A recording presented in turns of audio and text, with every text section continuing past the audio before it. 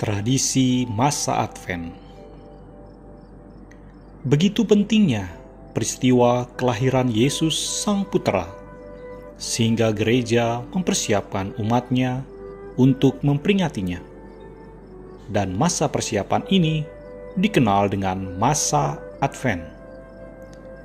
Kata Advent sendiri berasal dari kata Adventus dari bahasa Latin yang artinya kedatangan. Masa Advent yang kita kenal saat ini sebenarnya telah melalui perkembangan yang cukup panjang. Pada tahun 590, Sinode di Makon, Gaul, menetapkan masa pertobatan dan persiapan kedatangan Kristus. Kita juga menemukan bukti dari homili minggu kedua masa Advent dari Santo Gregorius Agung di masa kepausan tahun 590 sampai dengan tahun 604. Dari Gelasian Sacramentari, kita dapat melihat adanya 5 minggu masa Advent yang kemudian diubah menjadi 4 minggu oleh Paus Gregorius ke-7. Sampai sekarang, masa Advent ini dimulai dari hari Minggu terdekat dengan tanggal 30 November atau Hari Raya Santo Andreas selama 4 minggu ke depan sampai kepada Hari Natal pada tanggal 25 Desember. Masa Advent ini berkaitan dengan permenungan akan kedatangan Kristus. Kristus memang telah datang ke dunia. Ia akan datang kembali di akhir zaman. Namun, ia tidak pernah meninggalkan gerejanya dan selalu hadir di tengah-tengah umatnya. Maka, dikatakan bahwa peringatan Advent merupakan perayaan akan 3 hal, yaitu peringatan akan kedatangan Kristus yang pertama di dunia, kehadirannya di tengah gereja, dan penantian akan kedatangannya kembali di akhir zaman. Maka kata Advent harus dimaknai dengan arti yang penuh, yaitu dulu, sekarang, dan di waktu yang akan datang. Ini adalah dasar dari pengertian 3 macam kedatangan Kristus yang dipahami Gereja Katolik. Pemahaman ini menjiwai persiapan rohani umat, dan hal ini tercermin dalam perayaan liturgi dalam Gereja Katolik. Sebab di antara kedatangannya yang pertama di Betlehem dan kedatangannya yang kedua di akhir zaman, Kristus tetap datang dan hadir di tengah umatnya. Hanya saja, masa Advent menjadi istimewa karena secara khusus gereja mempersiapkan diri untuk memperingati peristiwa besar penjelmaan Tuhan menjelang peringatan hari kelahirannya di dunia. Katekismus Gereja Katolik 524 menuliskan, dalam perayaan liturgi Advent, gereja menghidupkan lagi penantian akan Mesias. Dengan demikian, umat beriman mengambil bagian dalam persiapan yang lama menjelang kedatangan pertama penebus dan membaharui di dalamnya kerinduan akan kedatangannya yang kedua. Dengan merayakan kelahiran dan mati syahid Sang Perintis, gereja menyatukan diri dengan kerinduannya. Ia harus makin besar dan aku harus makin kecil. Dikutip dari Injil Yohanes bab 3 ayat 30. Pada masa Advent, umat Katolik sering melakukan ulah kesalehan yang baik, yang berakar selama berabad-abad. Ulah kesalehan ini bertujuan untuk membantu mempersiapkan umat dalam menyambut kedatangan Sang Mesias. Semua ulah kesalehan ini mengingatkan umat akan Sang Mesias yang sebelumnya telah dinubuatkan melalui perantaraan para nabi dalam Perjanjian Lama. Ulah kesalehan ini juga mengingatkan umat Allah akan Kristus yang lahir dari perawan Maria dengan begitu banyak kesulitan, yang akhirnya terlahir, namun terlahir di kandang, di tempat yang kurang layak. Mari sekarang kita membahas persiapan rohani yang terkait dengan masa Advent. Yang pertama adalah tentang persiapan spiritual. Karena masa Advent adalah masa penantian yang harus diisi dengan pertobatan, sehingga kita mempersiapkan diri untuk menyambut kedatangan Kristus, maka sudah seharusnya umat Allah mempersiapkan diri secara spiritual. Persiapan yang terbaik adalah dengan lebih sering menerima sakramen Ekaristi dan juga menerima sakramen tobat. Sakramen Ekaristi menyadarkan kita akan kasih Allah yang memberikan putranya untuk bersatu dengan kita, yang dimulai dengan peristiwa inkarnasi. Sakramen tobat menyadarkan kita bahwa kita sebenarnya tidak layak menyambut Kristus karena dosa-dosa kita, namun Kristus datang ke dunia untuk menyelamatkan kita dari belenggu dosa. Masa Advent adalah waktu yang tepat untuk terus bertekun dalam doa-doa pribadi dan membaca kitab suci. Sungguh baik kalau kita dapat mengikuti bacaan kitab suci mengikuti kalender gereja, karena bacaan-bacaan telah disusun sedemikian rupa untuk mempersiapkan kita menyambut Sang Mesias. Dalam masa Advent ini, ada sebagian umat yang juga menjalankan novena Maria dikandung tanpa noda, novena Natal, dan novena kanak-kanak Yesus. Karena gereja memperingati Maria dikandung tanpa noda pada tanggal 9 Desember, maka penghormatan kepada Bunda Maria yang melahirkan Kristus juga dipandang sebagai devosi yang baik. Jika devosi ini dilaksanakan, maka sebaiknya menonjolkan teks-teks profetis, mulai dari Kejadian bab 3 ayat 15, dan berakhir pada kabar gembira dari malaikat Gabriel kepada Maria yang penuh rahmat. Yang kedua adalah tentang lingkaran Advent. Lingkaran Advent adalah suatu lingkaran yang biasanya terbuat dari daun-daun segar dengan 4 lilin. Pada awal mulanya, sebelum kekristenan berkembang di Jerman, orang-orang telah menggunakan lingkaran daun yang atasnya dipasang lilin untuk memberikan pengharapan bahwa musim dingin yang gelap akan lewat. Di abad pertengahan, umat Kristen mengadaptasi kebiasaan ini dan memberikan makna yang baru pada lingkaran daun ini menjadi lingkaran Advent untuk menantikan kedatangan Mesias, Sang Terang. Dikatakan bahwa penyalaan lilin yang bertambah minggu demi minggu sampai hari Natal merupakan permenungan akan tahapan karya keselamatan Allah sebelum kedatangan Kristus yang adalah sang terang dunia yang akan menghapus kegelapan.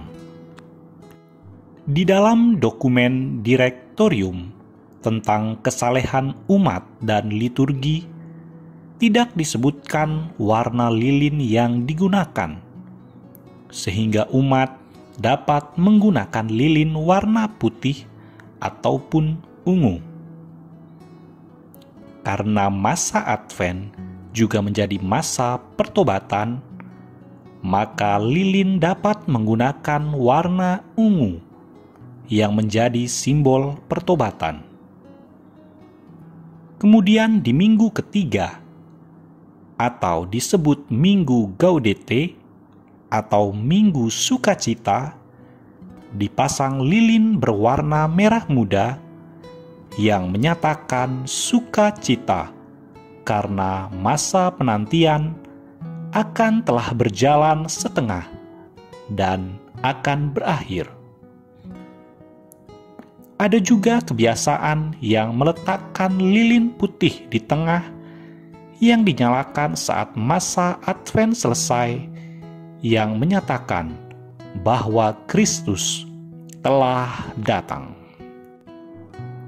Yang ketiga adalah tentang antifon 7O. Gereja Katolik mengharuskan para imam untuk berdoa liturgi harian. Walaupun doa ini diperuntukkan untuk para imam, namun kaum awam juga dianjurkan untuk mendoakannya. Dengan demikian, alangkah baik kalau pada tanggal 17 sampai dengan 23 juga diadakan ibadah sore bersama-sama di gereja. Doa ini begitu indah dan dalam, sehingga seseorang dapat berdoa bersama dalam gereja. Doa berdasarkan sabda Tuhan dan doa bersama dengan para Santa Santo yang dirayakan dalam liturgi gereja. Dalam masa Advent, 7 hari sebelum Natal, yaitu tanggal 17 sampai dengan 23 Desember, didoakan antifon sebagai berikut. O sapientia, atau O kebijaksanaan. O Adonai, atau O Tuhan. O radix Jese, atau O pangkal Isai. O clavis David, atau O kunci Daud. O Oriens, atau O bintang fajar. O Rex Gentium, atau O Raja segala bangsa. Dan O Emmanuel, atau O Tuhan beserta kita. Kalau kita mengambil inisial dari doa tersebut, mulai dari sebutan yang terakhir, maka akan membentuk kalimat Erokras, yang artinya besok aku akan datang. Jadi, masa penantian dalam masa Advent senantiasa dibarengi dengan pengharapan akan kedatangan Sang Immanuel. Antifon ini menggambarkan kerinduan akan kedatangan Sang Mesias. Dia yang merupakan sabda Allah, yang akan mengajarkan manusia jalan Allah dengan cara Sang Sabda, yang adalah Allah, menjadi manusia. Bagaimana pemenuhan dari janji ini? Hal ini dipenuhi secara bertahap dengan menggambarkan beberapa karakter. Kalau sebelumnya Allah menyatakan hukum-hukumnya dalam 2 loh batu, maka nanti Dia akan menyatakannya lewat sebuah pribadi. Pribadi ini akan datang dari keturunan Daud, yang menggambarkan inkarnasi, di mana semua raja akan bertekuk lutut. Dia mempunyai kekuasaan tak terbatas, yang digambarkan sebagai kunci Daud, di mana dia akan mengangkat manusia dari keterpurukan.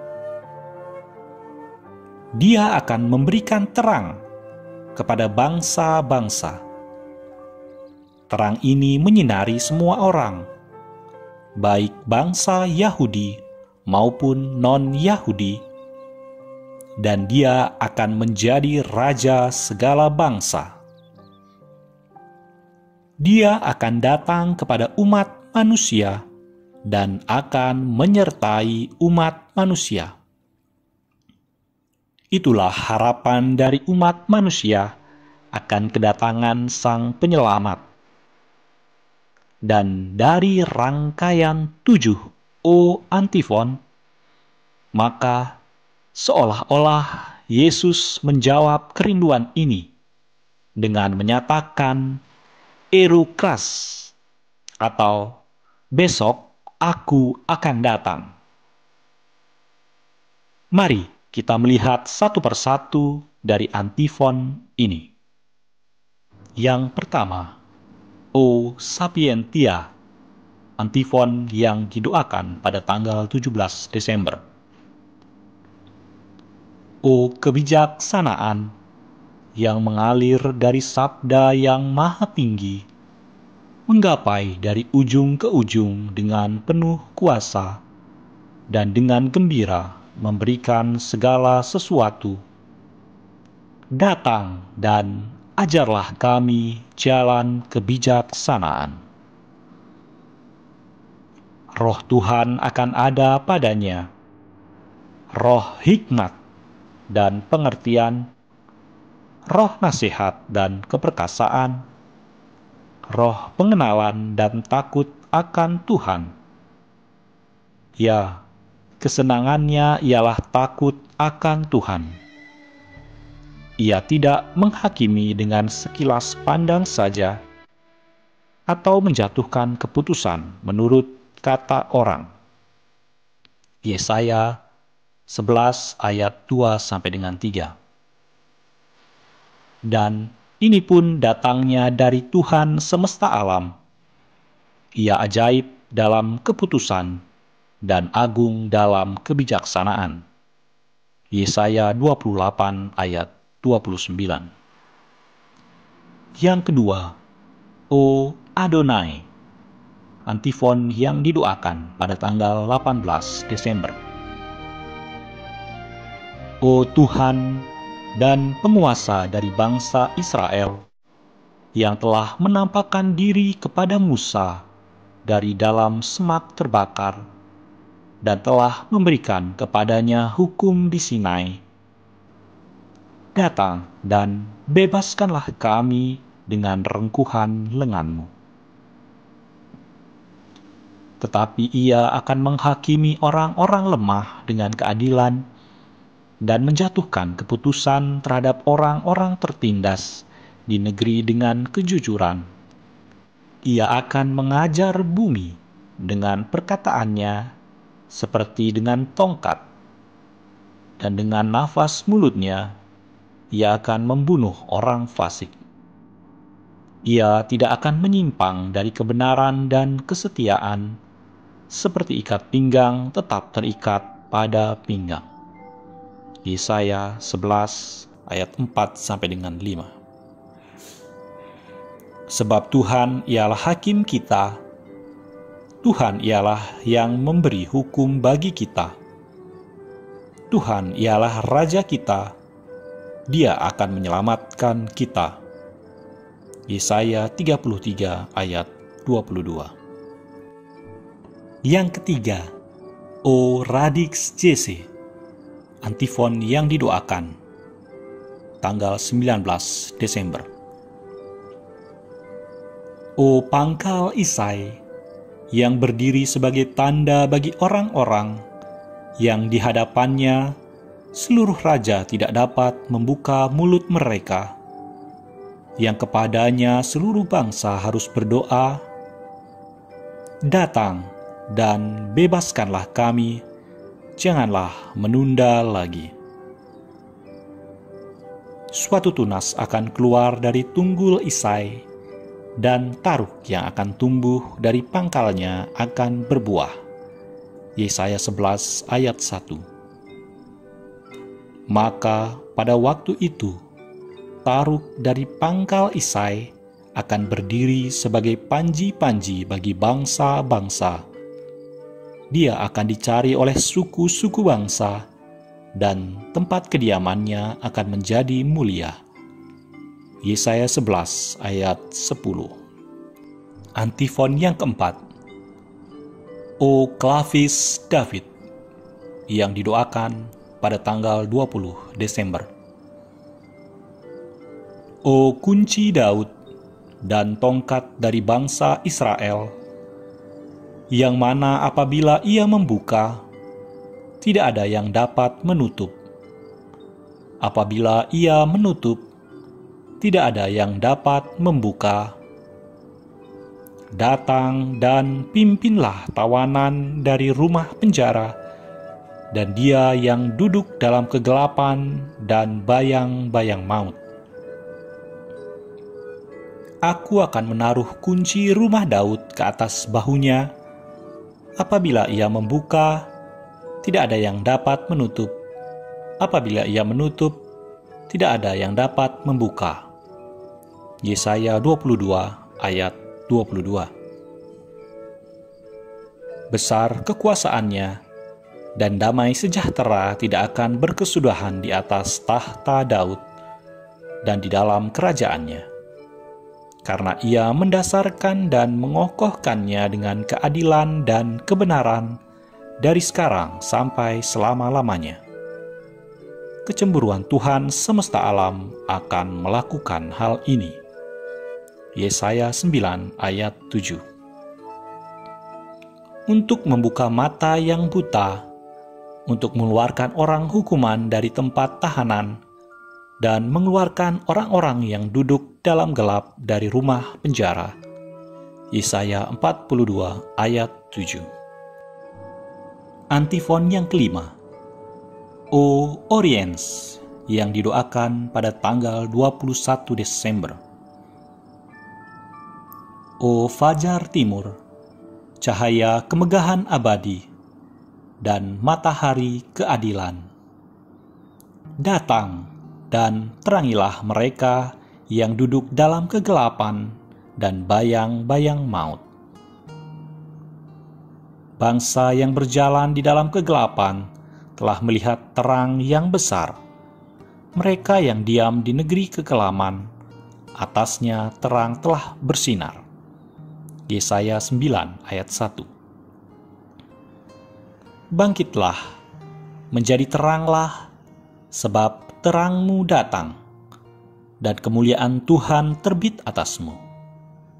Sebab sesungguhnya kegelapan menutupi bumi, dan kekelaman menutupi bangsa-bangsa. Tetapi terang Tuhan terbit atasmu, dan kemuliaannya menjadi nyata atasmu. Yesaya 60 ayat 1-2. Tetapi kamu yang takut akan namaku, bagimu akan terbit surya kebenaran dengan kesembuhan pada sayapnya.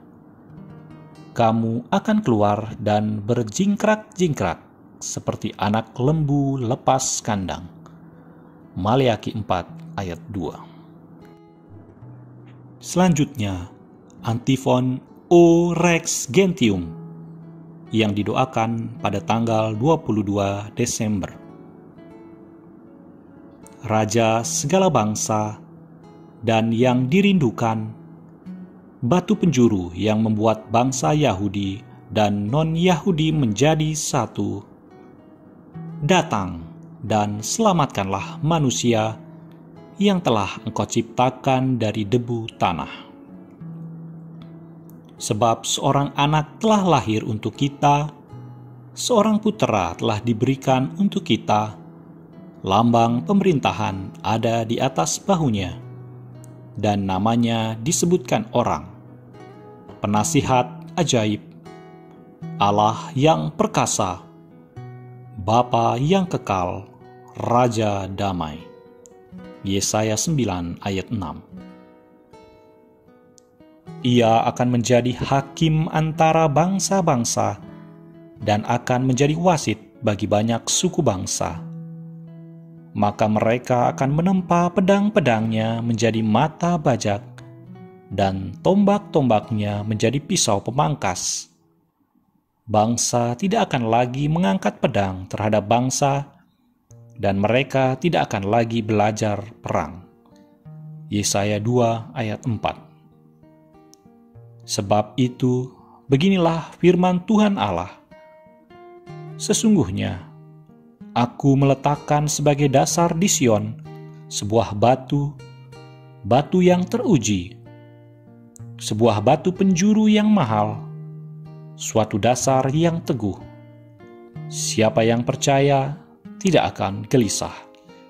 Yesaya 28 ayat 16. Dan antifon yang ketujuh, O Emmanuel, yang didoakan pada tanggal 23 Desember.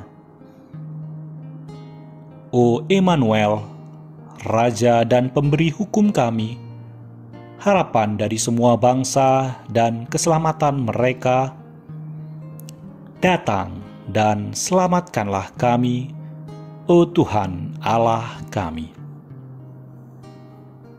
Sebab itu, Tuhan sendirilah yang akan memberikan kepadamu suatu pertanda.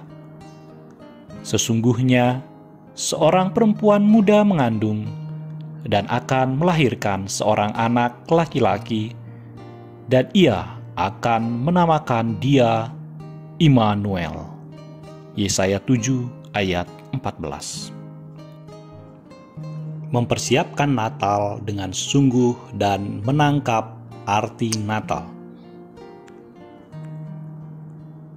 Dari pemaparan yang sudah disampaikan di atas, maka sesungguhnya menjadi jelas bahwa masa Advent adalah masa persiapan untuk menyambut kedatangan Kristus yang harus diisi dengan pertobatan, yaitu membersihkan rumah hati kita agar Kristus dapat lahir kembali di hati kita. Kalau kita mempersiapkan diri dengan baik, maka kita akan mengalami Kristus yang hadir di dalam hati kita, sehingga kita juga akan mempunyai tujuan yang sama dengan inkarnasi Kristus, yaitu untuk mengasihi dengan memberikan diri kepada sesama kita. Dengan kata lain, Natal mengingatkan kita untuk dapat berbagi kasih dengan sesama.